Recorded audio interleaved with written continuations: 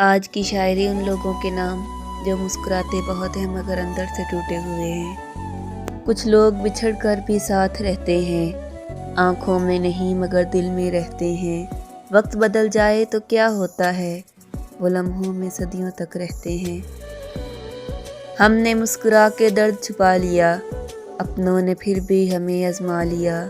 जिसको समझा था अपना सबसे ज़्यादा, उसी ने हमें सबसे जुदा किया। यादों की बारिश में भीगता रहा दिल, तन्हाई के सहरा में जलता रहा दिल। कोई पूछता तो कह देते सब ठीक है, मगर अंदर ही अंदर सुलगता रहा दिल।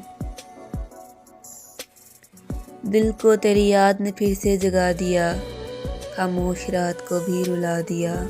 हम तो समझ बैठे थे सब खत्म हुआ, तूने ख्वाब में सब सजा दिया। वो बातें जो कह ना सके हम, वो आँखों ने बयां कर दी। तुम समझ न सके हमारी खामोशी, वरना लफ्ज़ों की क्या ज़रूरत थी।